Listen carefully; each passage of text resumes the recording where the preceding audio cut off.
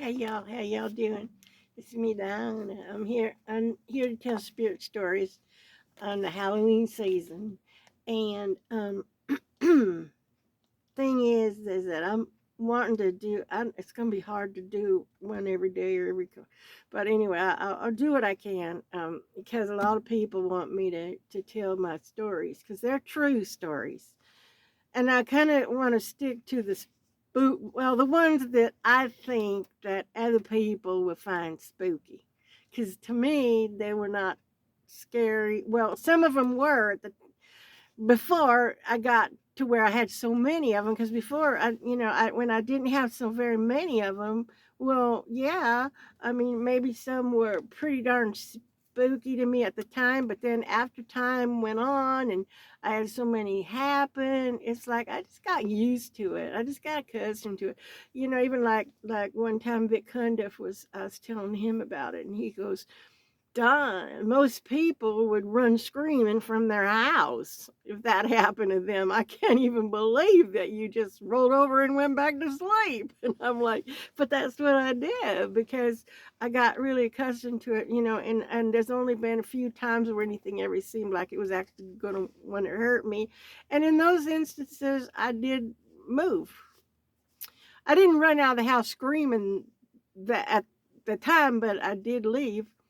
And so yes, this one here, I'll tell you, it was one of those times when a spirit entered, and my Polly who died, he hadn't died at that time, but he's since died. It's been 5 years now since he's been gone, and but at that time he is back visiting family back in the back in the eastern part of the states, and so I was alone. I mean, he called me every day over and over.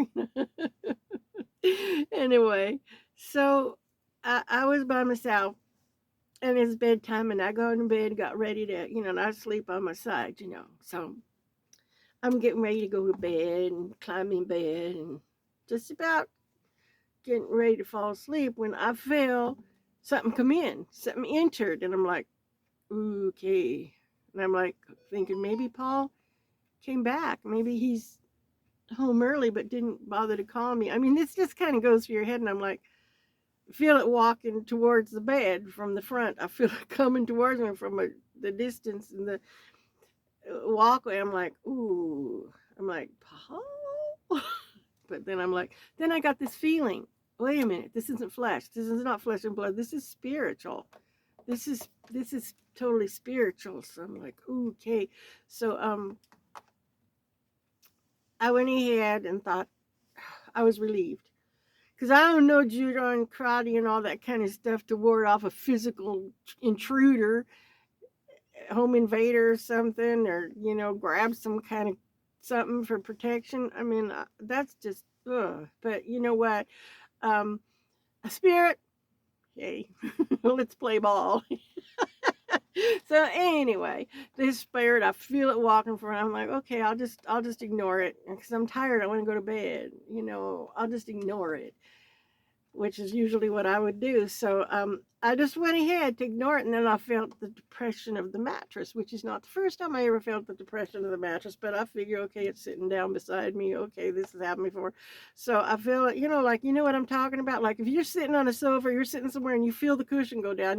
Somebody has sat by you. Usually, there's somebody that you can see, but in this case, no, it just sat down beside me, and then the part that was strange, or well, to most people the whole thing is strange, but this time was strange to me because this time there was a hand, and I felt the fingers, the thumb, I felt the whole hand, and it came down real gently like this and rested on my thigh, on my right thigh, the side of my right thigh that was exposed there, rested right on my thigh, and then sighed and said, I just want to sit beside you and rest for a while.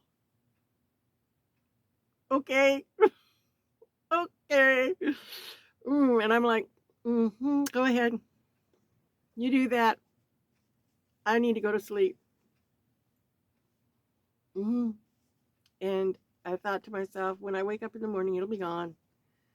And it was. And then in the morning when I woke up, I sat up and I was thinking, who was that? What? I was thinking of the people that I knew and loved in my life who had passed away, like my grandma, my mammo, my granddaddy. People from the family that maybe I had a boyfriend in high school who got killed.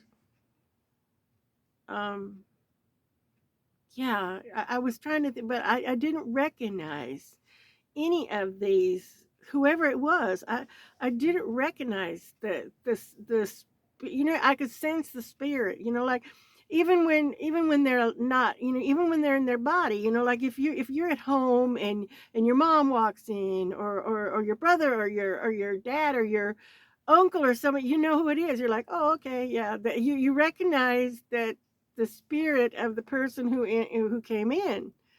You might be in the other room and you say, "Oh, someone came in," and then when you hear the cadence of their actions, the footsteps, you go, "Oh yeah, that's Dad," something like that. But this I couldn't place. I couldn't place the. So I just didn't know. I still don't know who it was, but it was someone came in, decided to have a seat beside me, just rest beside me. Must have cared about me. Must have felt comfortable around me because wanted to sit down beside me and take a little rest, just rest a spell. Okay. Anyway, so that's this story. That's this story, and it's not the only time that's ever happened, of course, but um, that was a comforting one. But to many people, it would not have been comforting. To many people, it would not have. It would have been freaked out. They would have freaked, and like Mr. Cundiff said, they would have run out of the house screaming. But anyway, so that's one story. Okay, that happened around about 15 years ago, I guess it was. All right, y'all have a good day. Enjoy yourself. Be good, Dr. Red. I'll be posting more of my stories because people ask me to. Okay.